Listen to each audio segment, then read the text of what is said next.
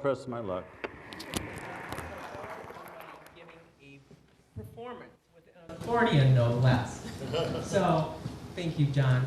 My name is Lynn Mackey, for those of you who do not know me, and I'm standing in for our illustrious president, Leanne Despodes, who has a very bad respiratory illness. And I can't tell you how disappointed she is for not being here, because she's been doing a lot of correspondence with John. So we're just excited that you're here tonight. And I just want to start this program by saying that this is so special because, you know, we do a lot of genealogical research, you know, of different pioneers of early Bailey's Harbor. But this is the first time that there was a discovery made of this kind of importance. So tonight you're in for a real treat. Before we start the program, I just want to thank Nancy Rafal, who's not here tonight, for doing the display cases in the Tuft House. And I invite all of you to go to the Tuft House because we have new summer displays. And one is of Bob McCurdy and his wood carvings.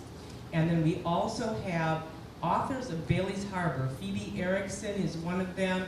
Our own, very own Patty Williamson, who is here tonight, is featured.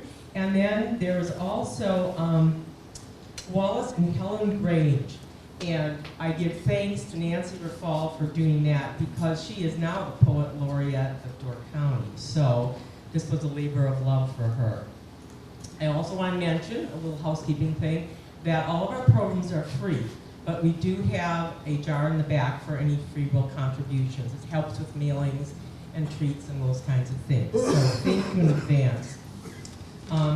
Like I said, Bailey's Harbor has had many successful forays, but I think this is one of the most successful we've had. And I'm just going to read you a brief intro, and this is from the summer of 2017. And this was in our Bailey's Harbor Historical Society newsletter. And it goes as follows.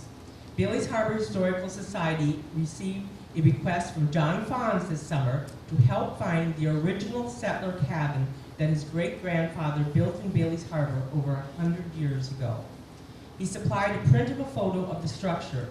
Hoping that this would be helpful, I conferred with Lynn Mackey and we concocted a plan.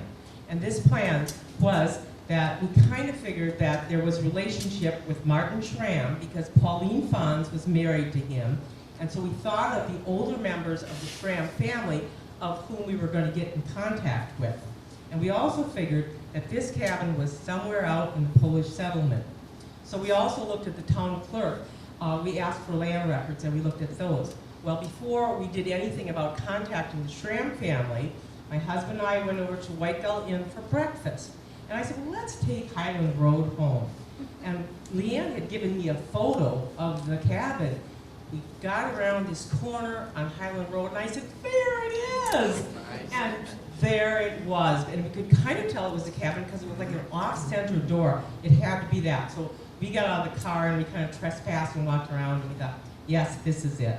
So Leanne got in contact with John, and he traveled here within a few days, and he came to the cabin, and it was proven that it was it because there was a stone carved with J. Fons 1909 was right next to the front door. It was an exciting conclusion for all of us. So, like I say, this program reminds us that we are all searching for our roots, and some of us are lucky enough to find them. This is one such story. So without further preamble, John, it's all yours.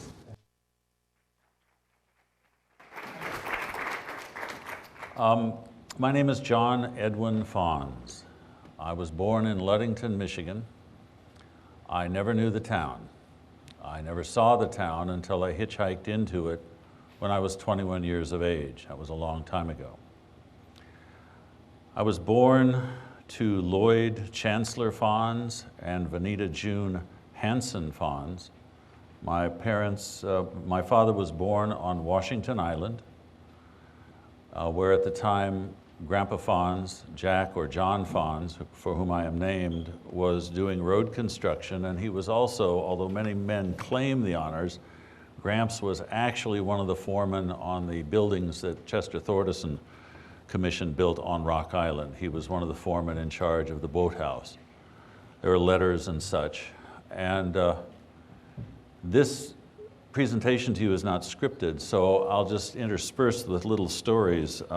At a time of much lower water level, Mr. Thordarson wanted to go from Rock Island back over to Washington Island, and he didn't want to get wet, and there wasn't a boat available, so Grandpa put him on his shoulders and carried him across Jackson Harbor Strait there, to get him back over to Washington Island. My father always, as a boy, always resented that because he thought Grandpa was sort of playing the clown there, but I never saw it that way. I just saw it as a prodigious feat of strength and determination on the part of my grandfather. My family moved around a lot. My father was in the oil business, and until I was a junior in high school, I never attended the same school 2 years in a row, either because I graduated from like elementary school to junior high or we moved to a different town. Every year, however, through my young childhood, the family would take its annual vacation to Washington Island, and it was like heaven. Even as a child, the quality of light, the sweetness of the air, the safety, the sanctuary of it all seemed extraordinary. After I left home and came of age, the idea of traveling really never left me, although I lived on a farm in Iowa for a number of years and I homesteaded that farm. The idea of being rootless and somehow functioning in this world always clung around me. I'm a writer by trade, and the first book I ever wrote I entitled A Tree Without Roots for that very reason. But I want to share with you some of those memories, and I want to make this a conversational program. The picture you had seen on the screen is the cabin. This is the log cabin that stands near the intersection of Highland Road and High Plateau, not more than about, 2 miles from here? And this is, as it was pictured, photographed probably about 55 or 60 years ago. It was in a dilapidated condition, and this is basically what I provided to the Bailey's Harbor Historical Society. Do you know what this place is, or have you ever seen it? Because this was, in our family history, this is where my grandfather, John Fons, was born, and 10 siblings. The cabin measures 21 feet square. They had 11 kids, 10 of them lived to adulthood. My great-grandfather built this in basically the late 1880s.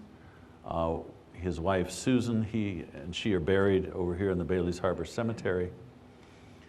And the idea of living in such a place, knowing the kind of winters we had last year and knowing they had the same kind of winters 100 and some odd years ago, challenges the imagination. It's really important to have a sense of home and place. It's not absolutely essential. We have 2 3-legged cats at our house, and a cat can walk around on 3. And a person can live without a sense of where they came from or where they belong. But Washington Island, for instance, or Door County, gave me something that was indelible, and often in a modern world rather awkward, because it probably made me a romantic idealist.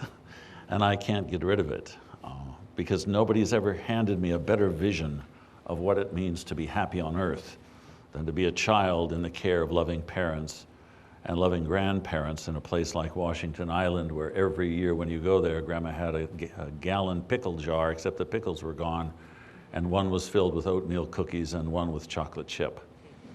And those wonderful little brightly colored custard dishes in the refrigerator with the custard in them sprinkled with nutmeg.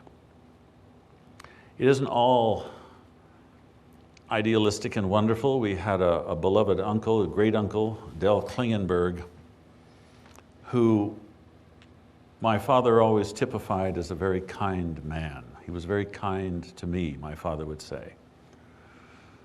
But Del's life took turns that were not so kind to him, and every summer when we would come up here, we would go looking for Uncle Del, because he was an itinerant cherry picker, or any odd job he could come up with. And we would find him. My sister is in the audience tonight, and she will remember how Dad would leave us in the car with Mom, and he would go walk out under the trees to find Del and talk with him a little bit, and sooner or later my father's hand would go into his hip pocket and he would bring out his wallet and hand Del a little money. And Del's buried on the island now, along with a lot of other people. But there were people like Uncle Arnold and Lydia who lived on the island. Lydia was my grandmother's sister. I never saw Arnold wear anything but a tank top, white t-shirt, and dingy, greasy dungarees. I don't ever think I remember him standing up. He just was always in the same place, in the same little house. But you see, as a writer and as a human being, character is so incredibly important. And people have a right to be who they are. It's essential that they be who they are. And so these are loving memories now, as were people who were not even related to us. Dave Lucky was the pilot on the ferry boats when there was just the Griffin, and his wife, Carmen. Carmen was a big lady, and we used to go to her house on the island to buy the worms we used when we went fishing. We'd go down to her basement, and she had these galvanized tubs, and she'd lift up the peat moss, and the worms were the size of snakes. You could bait about 6 hooks with one of Carmen's worms. But a woman of some taste, in their backyard there, they had this magnificent alabaster statue of these delicate ladies holding a dish up in the air, and it was made of alabaster. And Dad told her, he says, Carmen, he says, you've got to get that inside your house. He says, it's out in the winter. He says, somebody's going to take a shot at it with a .22. I have no idea what became of it. But when we would go to the island as a boy, 8 years of age, Dave would greet Dad, because they grew up together as kids, as though a year had never passed, and I would be invited up into the pilot house, and they would perch me up on that stool, and I got to put my hands on that wheel, and as an 8-year-old boy steering the ferry boat over to Washington Island, you believe, okay. You believe in castles, you believe in knights, you believe in dragons, you believe in all kinds of things because you've seen it and you've done it. My grandfather hated the Arabaki when it was launched by the Richter family because he said it looked like a shoebox and it was no kind of boat at all. He anticipated and probably would have gloried in it had it sunk, but it's still out there. And these are the little things I want to share with you, although they may seem to have nothing to do with an old log cabin outside Bailey's Harbor.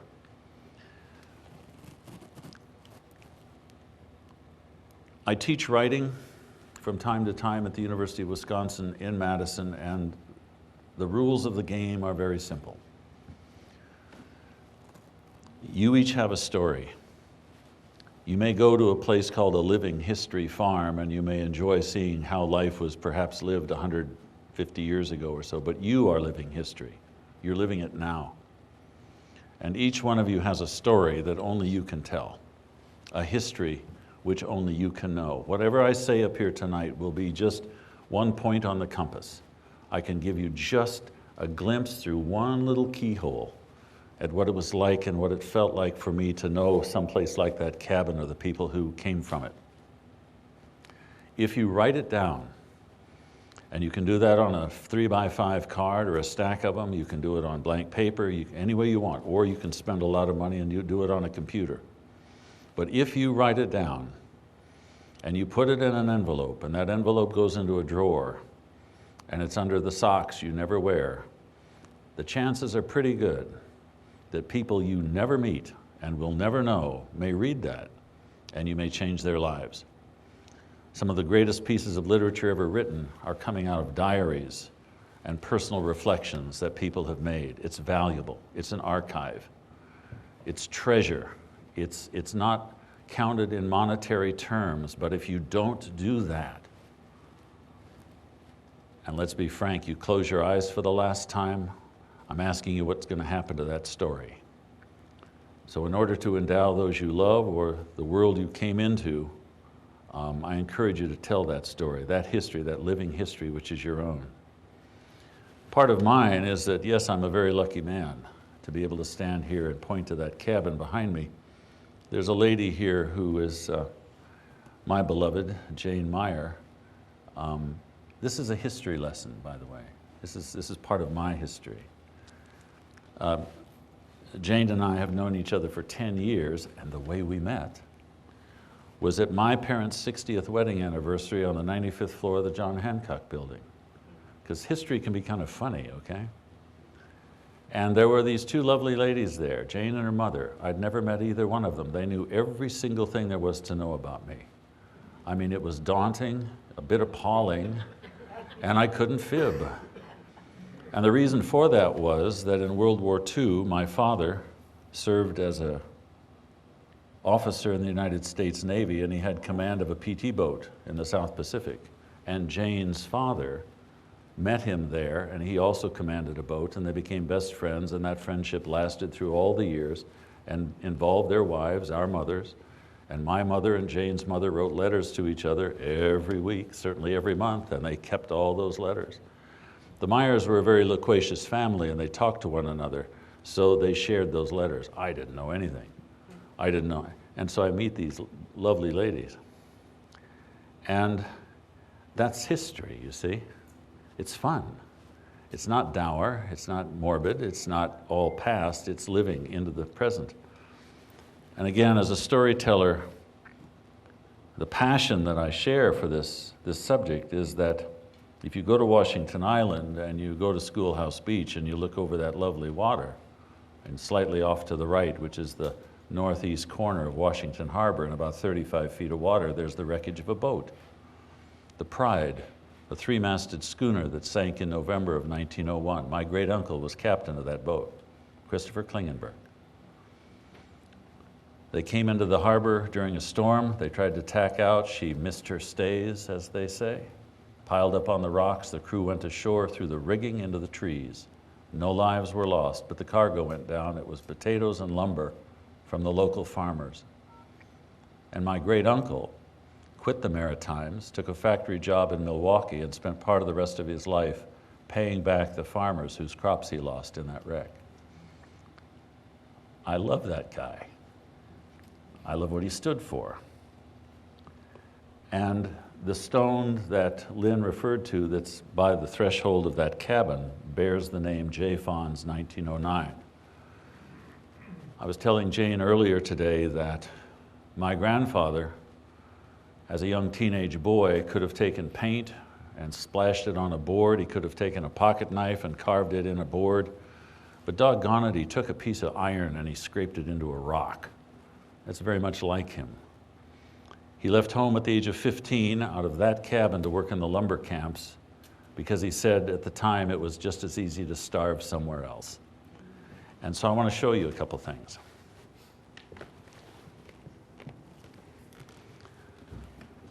This is a sledgehammer he used.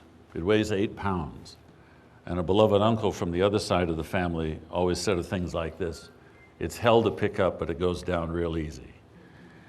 I use this, and I intend to continue to use it for the very reason that it was my grandfather's. I'm delighted to do so.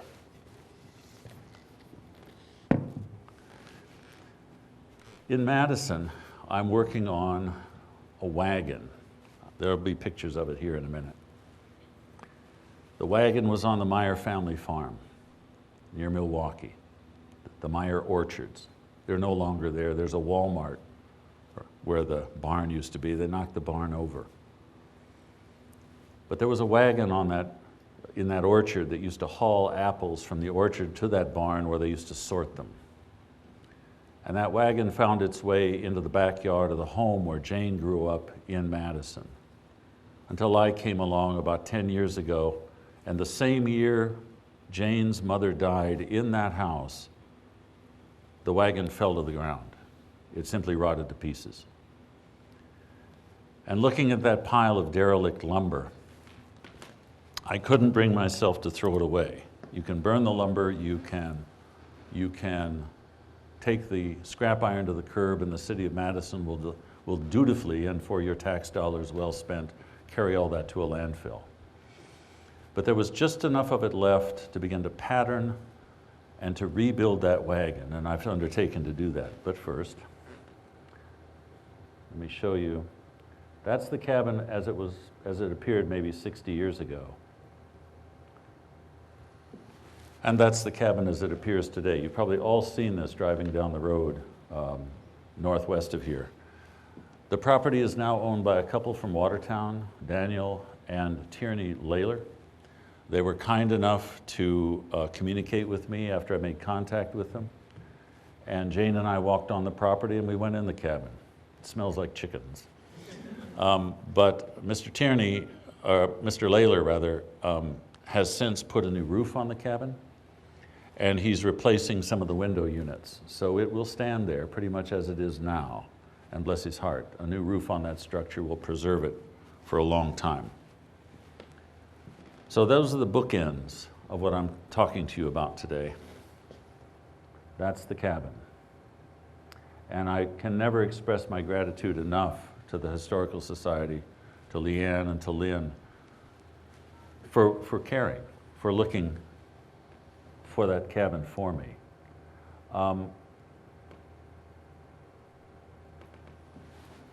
There's the project in Madison. That's what's left of oak timbers after 100 years or so out in the weather.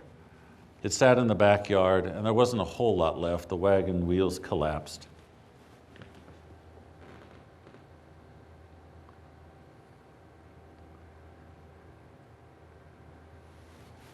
And any way you looked at it, there wasn't a whole lot there. And I graduated from Dallas Theological Seminary. Forgive me, I tried to turn everything into a sermon. Life is like that, okay? It takes maintenance, it takes care, and no matter how well you maintain it, sometimes things fall apart. So what are you going to do with it? What's the most expedient thing, of course, is just to get some lighter fluid and a wrecking bar. That's what's left of was left of the front end when the wheels collapsed. That large timber sticking out is an axle timber. Originally it was solid oak, about 4 inches square and carved at the ends. And so the first job was to photograph it as it lay and draw it and begin to take measurements so that when I did disassemble it, I'd find my way back in. It's a little like Hansel and Gretel and the breadcrumbs. And so you get under it, and you put some scaffolding around it, and you pick it up. The wood was about the consistency of paper mache. I contacted an Amish wheelwright outside of Loganville, Wisconsin. It took him 1.5 years, and he made me 4 new wagon wheels. His name's Norman Yoder. And whereas in most farm lots, when you drive in, you see tire tracks, when you drive into Norman's farmyard, you see nothing but hoof prints because he's Amish. So I jacked the wagon up and put the new wheels under it.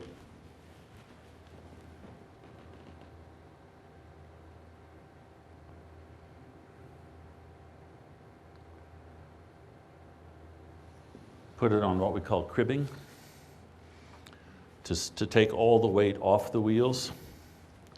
And those are still the original axle timbers. You could put your fingers right through the mice and the insects that had their way for 100 years. But all the iron is original. Those are the original iron bands, the rims of the wagons, the hub bands, everything. And so you get a start and a sense of what it is. And today, it's starting to look like something because I've recarved the axle timbers and I've reset them, and I have a machine shop in the little town of Ixonia that makes the iron for me when I need it, and it's going to get rebuilt. I have one more picture, I think, to show you.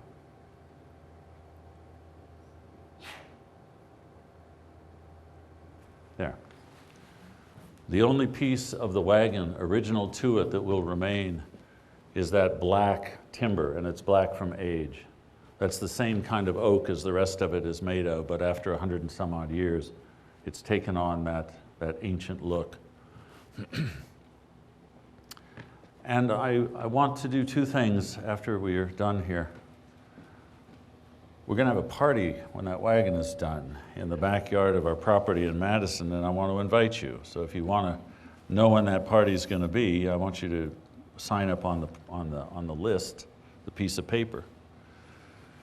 And then there's something else a little trickier, but I'll go ahead and express the intention. I want to bring that wagon up here someday.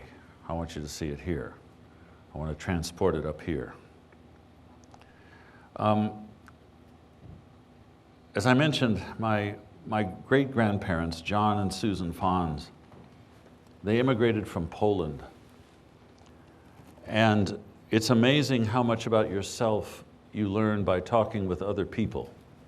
We're not born with the knowledge that we gain inherent within ourselves. You have to visit with people. You have to talk to people. And one of the people I've ended up talking with, I met him tonight about 40 minutes ago for the first time, is a cousin of mine, Michael Fons, and his wife Roxanne from Minnesota, because he was conversant with the Historical Society here. See how important this group is? So not only did you find my cabin, that old cabin for me, but you helped introduce me to my own cousin whom I didn't know. Through the Laylors who own this property, who owned the cabin, I discovered that my great-grandparents had a mule named Joe. And that if you took him anywhere in this area and just dropped the reins, that he'd find his way home. We also learned that one of the things, perhaps one of the only things that Susan brought with her from Poland was a little bag filled with plum pits. Imagine coming to a new world with the contents of a trunk. What could you bring? What would stay with you? What would remind you of the places you would never see again, the people you would never see again? So they brought plum pits from the old country and they planted them around the cabin, and there are, in fact, plum trees still growing there today. From Michael, I learn an astonishing array of facts and figures, not only about our lineage out of Poland. And I'm a storyteller. I am a romantic idealist. I love to weave that sort of thing. Just from our brief acquaintance now, Michael is more of he's a numbers man. He's facts and figures, and I hope that as this meeting, as we progress, that he will share some of his expertise, or you may ask him directly, how do you do that? He's been in contact with academics in Poland to find out where these people actually came from, this Fons family. When I was growing up, you got it in just little snips, okay? I knew that one of our ancestors made his living in Poland as he billed himself the strongest man in Poland. Imagine going around in the world of the 1800s, we'll say, pitting your strength against every challenge and every local tough that would come up against you. Here, bend this, lift this. I never knew that man's name, but my dad told me the story. And there were stories about my grandfather on the island who came out of that cabin. Gramps was a prodigiously strong man. And the stories were wonderful. That a dog came out of the woods one day when he was living in that cabin and bit one of his sisters. And Grandpa, who had been working with a pair of heavy gloves on, knelt down and baited the dog, coaxed the dog to come near. And when the dog came near, it bit Grandpa's hand. So Grandpa closed his fist around the muzzle of the dog, picked the dog up and killed it by slamming it against the corner of that cabin until it was dead. It was the frontier. And on the road gangs on Washington Island, he instructed one of the men to pick up a rock and move it off the right-of-way. And the man refused. He said the rock was too heavy. So Grandpa said, sit on it. And then he picked the rock up with the man sitting on it and carried it off the right-of-the-way and dropped them both. I could never hear that story without thinking about the wonderful day of the resurrection when the angel sat on the rock. If you got the strength, you just sit on it, just sit on it. I'll move it. I went to Dallas Seminary, a great school. I called it the West Point of seminaries. A lot of the men there were from traditional evangelical and ministerial families, and we had a daily chapel service. Imagine 400 guys wearing suits and ties singing the old hymns of the faith, and they'd get up and they'd offer their testimonies. Yeah, I remember learning the Bible stories at my father's knee.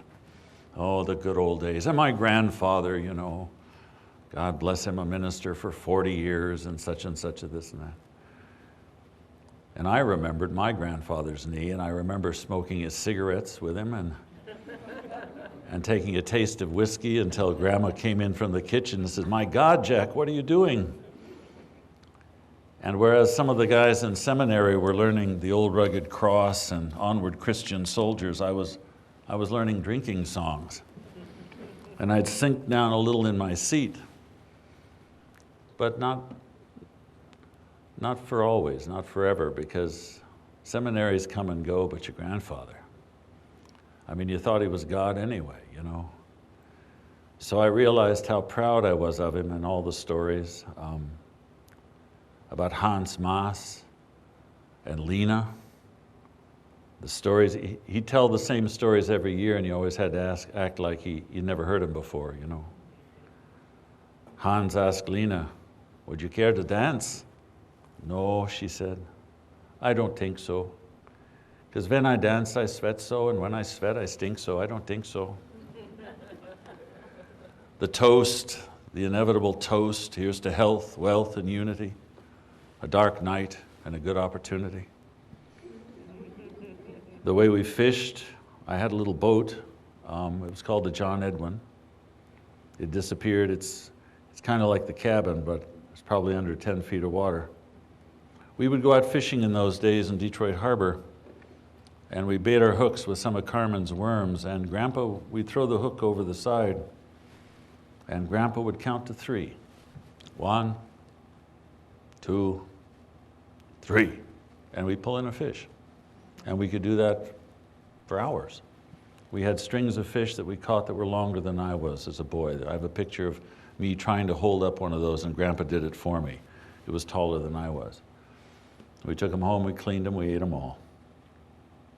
And if I tried to get Grandpa up too early to go fishing, he'd just wave me away and say that the fish need their breakfast too.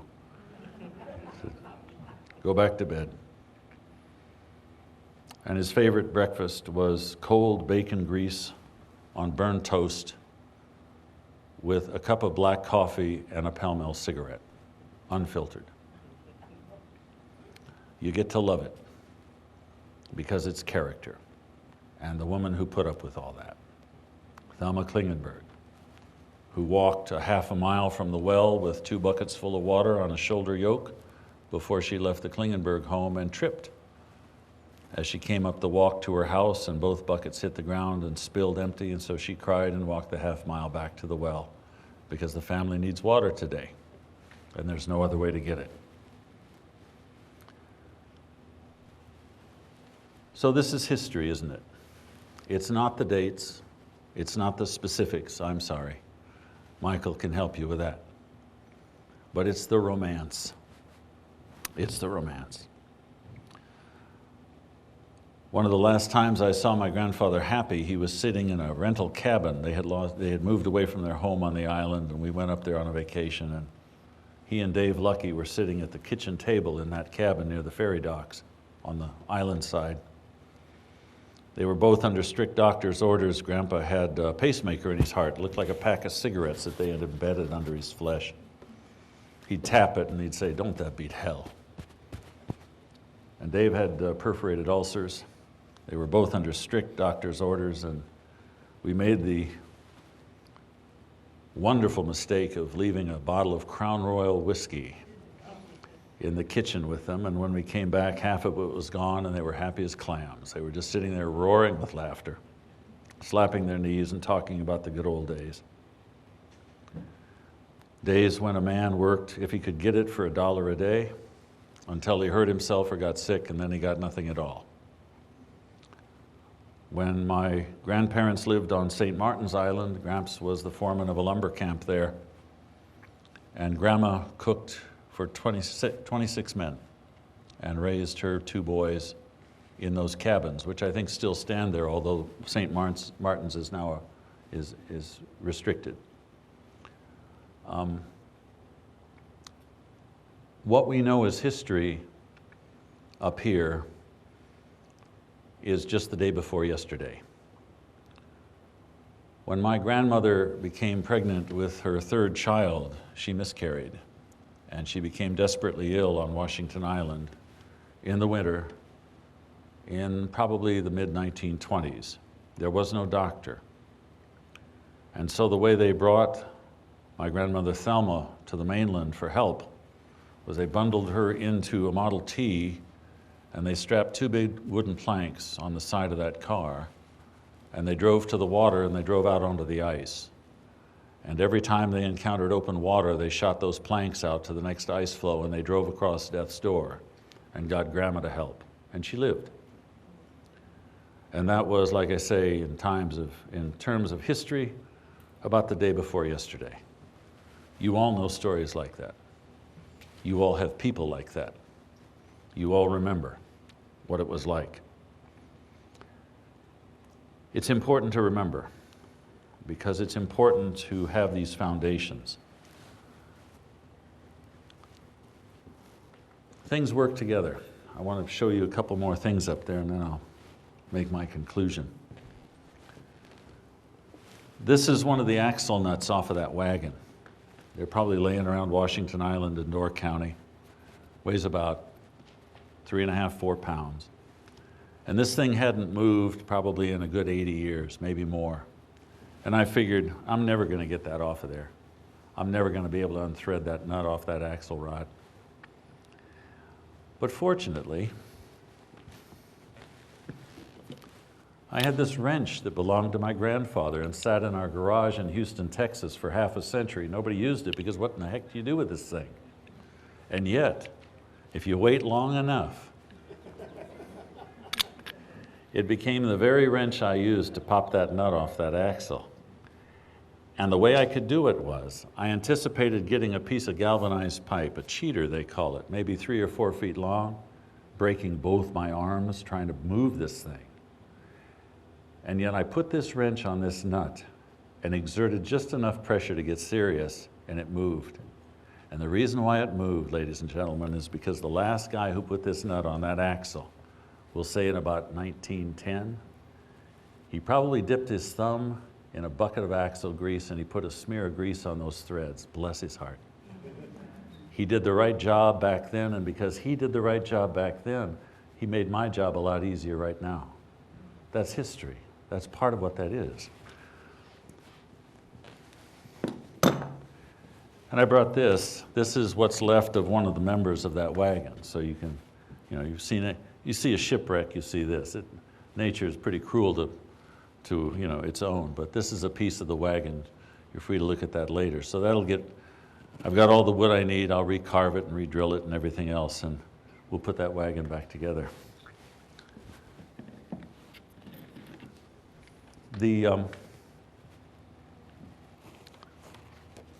I want to leave you with an impression about the importance of foundations. We're Americans. We're reckless. We like to use things up, and we like to throw them away and get on with our lives. But we come from such good people, such determined, frugal, honest, dependable, loyal, stalwart people, that if we dare forget for a minute the essential goodness of who we came from and how much they paid for us to be here, and I'm not talking about war. I honor my veterans, our veterans, but I'm talking about women who baked bread for 40 years or canned every fall throughout their married lives, or darned socks because they couldn't afford new ones. That sort of loyalty, that sort of honor and duty. It's very important now to be able to look back and understand what elements of the past are worthy and good to carry into the future. If we don't, we jeopardize an awful lot. For one thing, it's inefficient. Why do we have to relearn this stuff? They told it to us, if we just remember. I came up here to write a book a couple of years ago. There was a lady in Egg Harbor. She's got a big house. It was my mother's favorite boutique. And it started out with a casual conversation between Jane and Gloria Hanson. Maybe I could write a story about that house. So I started out to do it, and that's how I got into this.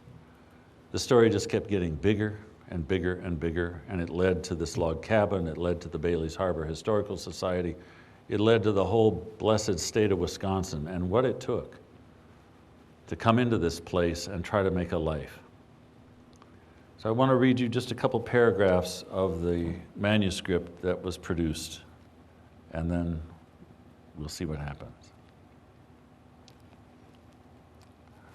Don't give up, America. Don't ever give up. Remember what it felt like for Thomas Alva Edison to throw the switch and see the filament keep burning. Remember what it felt like for Alexander Graham Bell to shout into the next room, "Mr. Watson, come here. I need you." And Watson came in, astonished, and said, "I heard you." And he meant he heard Bell through the wire. Remember what it felt like for Orville to look up and see Wilbur sailing away under power, and Wilbur to look down and see Orville waving his cap madly and running and trying to shout all at the same time, "We did it! We did it! We did it!" All with exclamation points and hurrah after hurrah.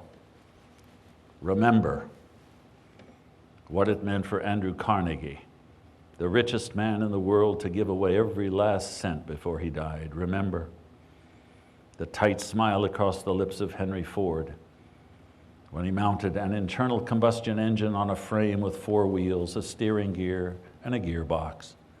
And it ran. And he realized how he could make more than anyone but he could imagine, and more money than even he could imagine.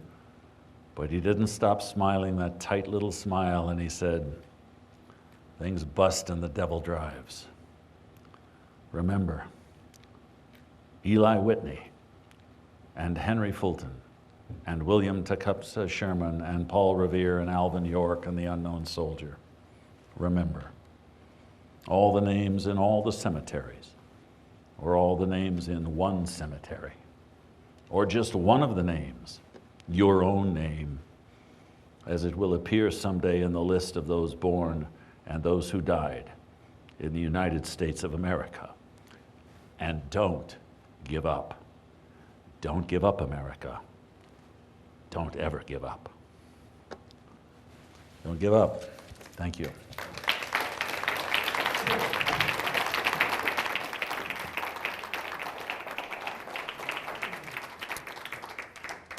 So I'd like to introduce my cousin Michael here. Michael, you want to stand up? And Roxanne? They've been in this county since Sunday, doing what they love to do, I take it, and studying and meeting with people. And I think we maybe have some living relatives here that you met, huh? Actually, we don't, Okay. but we met this morning with I'm Margaret going to give you the Schramm. microphone. Would Okay. I give you the microphone, please? So you can speak right into it. Get it real close to the mouth, okay? Actually, we don't have any living relatives right here. The closest one would be Martin Schramm, who's actually Martin III. His grandfather is who John talked about living close to his great-grandfather's cabin. And we spent about 2 hours with him this morning, and he's 94 years old and remembers visiting with Pauline Fons Schramm, who is the sister of my great-grandfather. So John's great-grandfather John and my great-grandfather Joseph were brothers of Pauline Fons Schramm. So that's kind of how we got connected. I've been doing some genealogy on the family for about 5 years and have followed the Fonses all the way back to Poland to try to get some perspective.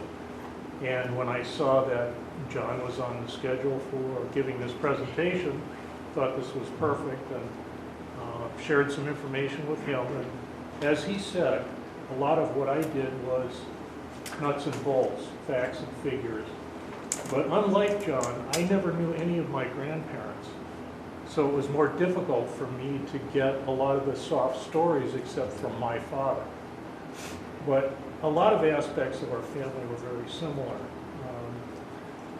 His great-grandfather's younger brother, Joseph, came over in 1881, and he worked 55 years in a foundry in Milwaukee.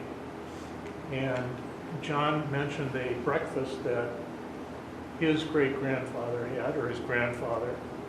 My great-grandfather would have a cold bowl of sauerkraut and a shot of whiskey before he walked 18 blocks or whatever it was to the foundry to work a 12-hour day and 10 hours on Saturday. So there's a lot of those soft stories that were related, but they were related secondhand from my father, because I never knew either my grandfather or my great-grandfather. I want to, I'll make some of these things available. It's intimidating when you get from a relative you've never met a fact sheet like this that tells you all the dates and places and names in Poland where your ancestors came from. Grandpa Fons, he moved to Chicago just at the Depression, did pretty well down there because he was a custodian for a number of brownstone apartment units down there. And the way Grandpa earned extra money was he prize fought. He'd go into these bars that had a ring, cordoned off, and he'd duke it out. And I can remember sitting on my grandfather's knee in Chicago watching the Friday night fights brought to you by Pabst Blue Ribbon Beer and Gillette, the little parrot that walked across the screen announcing the round number. And Grandpa said he quit doing it because he said it was a hard way to earn 20 bucks. 20 bucks to go into a ring with a guy who could kill you. I mean, you see, it's glorious to have to bear stories like that in a computerized world. It's glorious when you hear about men who work 12 and 14-hour days on cold sauerkraut and whiskey. When you sit in a restaurant and hear people trying to finicky their way through a menu, I can't eat that, I won't have that, I don't like this, you know. Last night, and I guess, you know, last night we were at Al Johnson's, and there were two guys working outside to refinish the outside of Al Johnson's. It was 8 o'clock at night, and they were still climbing those ladders. They had on painters' hoods, respirators. They're going up and down those ladders at 8 o'clock, and all around them, there were men with their ladies, their wives on their arms, people at leisure, people spending lots of money, and these guys are duking it out. It's still there. It's a grandson. It takes, that's what it takes in the world. Sooner or later, somebody's got to know how to do it. Now my sister Valerie is here. Valerie she lives on Washington Island. Could you stand up? Yes, please, Valerie. Please stand up. And Valerie's had battles of her own in her life with health, but one of the things that my sister Valerie has done, and this was now almost 30 years ago, she and her husband paddled 2 canoes from the Arctic Circle to the tip of Cape Horn, to the tip of South America, Cape Horn, over a period of 2.5 years. Somewhat, 28,000 river miles, and the 2-continent canoe expedition. So the wonder and the tenacity and the courage of life is all around us. Jane Meyer has been program director at the Epilepsy Foundation in Madison for basically 25 years, dealing with people with profound issues regarding epilepsy and other disabilities. Stand up. Okay? So, again, in terms of sermons, it does no good just to study what it used to be and how people used to believe. You've got to apply it somehow. So I want to encourage you as historians, whether you're members of the Bailey's Harbor Historical Society or not, whatever your path toward the past, do please try to apply it to your present and your future, because that's where the treasure is. That's where the value is, the challenge, and sometimes the thrill, okay? Because you're going to be doing something that nobody else knows how to do, quite often, or won't, because it's just, because they're not comfortable with it, okay? I'm just not comfortable with that. You know, you didn't know my grandfather. You didn't know his wife. And I never knew, Michael, I never knew my maternal grandfather, Edwin Hansen, who died at the age of, I think, 54. He worked himself to death. He knew he had a bad heart. There was nothing he could do about it. And my 13-year-old uncle at the time, Edwin Theodore Hansen, he held his father when he died and swore at my grandfather said to him, "Take care of your mother and your brother and sister, Sonny." And that was it. So we got a lot to live for. John, we know your family now. We know your family, All right, you know, thank you. because you told us. Yes. All right, so, yeah. That's what we get. That's the treasure we get. And the times that I'm like, you know, the times in which we live are fraught with the discord and the disharmony and the sacrifices we have made at the altars of convenience and distraction. And the families that we look back upon, if we can just evoke some of what it is that they lived. It's a stabilizing and a strengthening influence, I believe. So in that lies the treasure, and I hope that the work of the Bailey's Harbor Historical Society continues, because if you can do for anybody what you've done for me, then you are truly to be honored. Thank you.